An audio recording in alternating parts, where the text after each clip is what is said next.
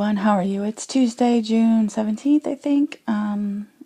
This is going to be a weigh-in video, and then I'm going to talk about a couple other things and try to keep it below 15 minutes so that I can post it. I've already done one video and it wouldn't let me post it. It said it was too long, so that stinks. First of all, my weight has gone up again. This past week it went up 1.8 and now I'm at a 306 even.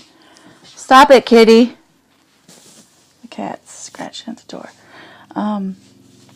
Yeah, I'm not real thrilled about the weight, but I can't blame anyone but myself. I've been eating a lot of chocolate lately, and drinking a lot of pop, and, you know, I'm not making the best choices, and I know that, but I continue with, I continue doing the same thing. So, obviously, if I want to lose, I got to make some changes, and it's just been really hard. It's been hard.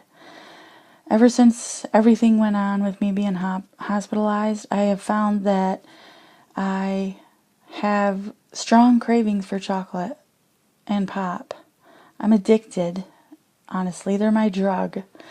It used to be that I had a tendency for salty snacks, or I preferred salty snacks, and now it's the chocolate and the pop, and I am addicted. Anyway, let's move beyond the weight. I'm going to have to try to get back on track, and I know that, but I wanted to show you guys a picture and see what you thought or what you saw when you first see it. What it is one of the ink blots from that ink blot test. I don't know if you've heard of that, but they do that to help diagnose schizophrenia and whatnot, and probably some other psychological or psychological issues. Hey, kitty, stop. Annoying. Anyway, so I'm going to show you this, and I'm going to go ahead and tell you what I see, but hopefully your immediate thought is different than what mine was. So this is the image. It's on my phone, so hopefully it's coming through okay. So what do you see? What do you see when you look at that? I'll tell you what I saw. My very first thought, was monster. And I'm like, okay, I saw a monster. Is that good or bad? And I read the text underneath, and of course my picture cuts off a lot of the text, so I can't really see it all. But, it says, the guy that created these tests, I can't say the last name, but I'll spell it, RORSCHACH. So that guy basically theorizes that your vision of this image basically is your perception of your father or male authority figure. So I'm like, my father is a monster? It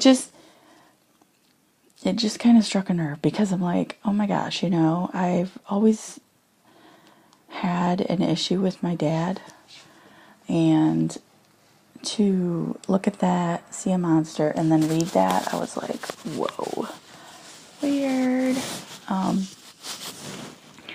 And it just also made me think back to this whole thing that I went through with being hospitalized and whatnot. And I remember when I was brought to the ER in an ambulance, on the whole way down I was screaming and carrying on, thought we were going to crash. And when I got into the hospital and they brought me to the psych unit, there were other patients in there, and there was some guy across the area from me, and he was yelling and carrying on and yelling, and I kept saying, shut up, Dad, be quiet, Dad, and stuff like that. And it was like, I thought he was my dad, and that was just weird, because I would never tell my dad to shut up back when he was alive. So for me to say that was like, whoa. And then some other things that I had learned that I said in talking about my dad, I guess. I said stuff like, stop it, don't hurt me, leave me alone, you know? And it made me think and wonder, did something else besides verbal abuse happen in my childhood? And was it so bad that somehow my mind was able to bury it so deep that I basically forgot about it and never thought about it?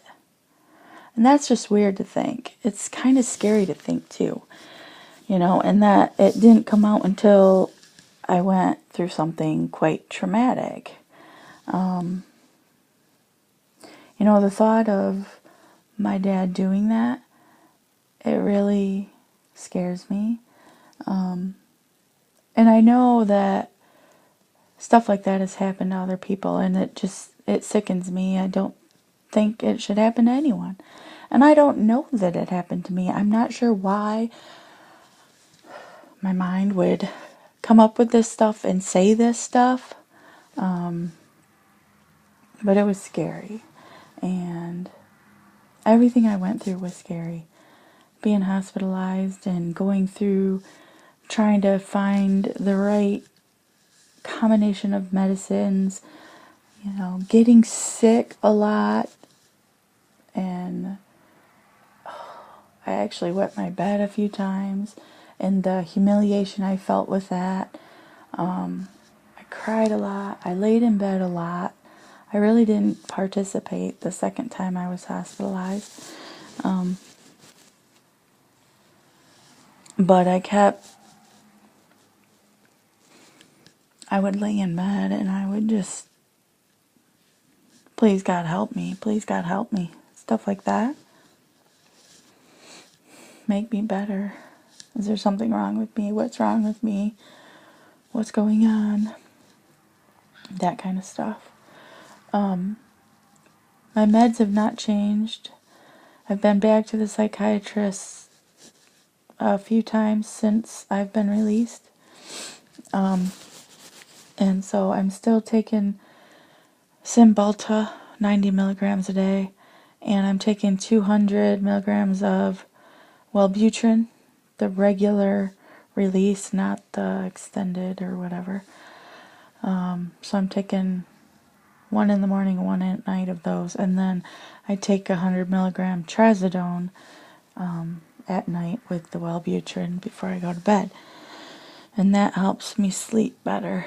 My emotions are starting to come back. I've been able to cry. I haven't really had any belly laughs still, but definitely tears. I saw the movie The Fault in Our Stars the other night, and I cried. I was like, oh my gosh, just crazy, tearing up, and just the tears were just falling. So my emotion is starting to come back. So it's good that I'm not feeling totally emotionless. And I can laugh at funny stuff. I haven't done that deep, hearty belly laugh where you just, you know, I used to be able to laugh so hard that I would turn red, and I would laugh so hard I was crying and stuff like that. And I haven't done that. So I kind of missed that, actually. Something else I saw on a video today. What is that guy's name? Steve Harvey? He does the Family Feud, or used to. I want to find that. Hopefully I can find this and read it quick. Oh my gosh, seriously, this is just ridiculous.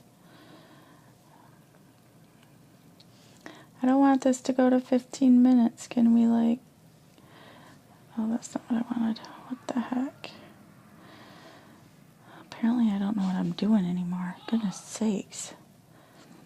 The app on my phone is a little different than the app on my iPad. So it's like, okay, I know how I did this before.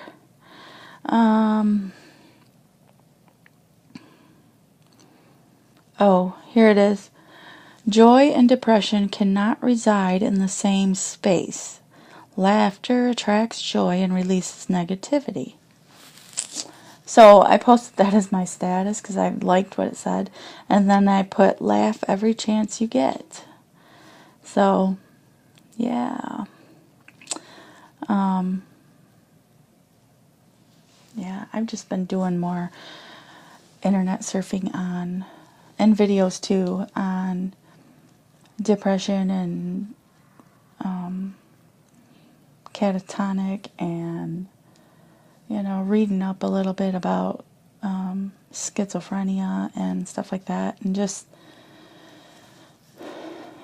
I guess it helps knowing that there's a lot of people that go through it and that I'm not alone and I don't have to feel like some sort of freak or whatever. So anyway, I'm going to cut the video off now because I'm at over 11 minutes and that's just crazy. So thanks for sticking around and watching me and my nasty hair. Oh, look at it, it's awful. It's very thin up here too. I was going to mention that too. That's right.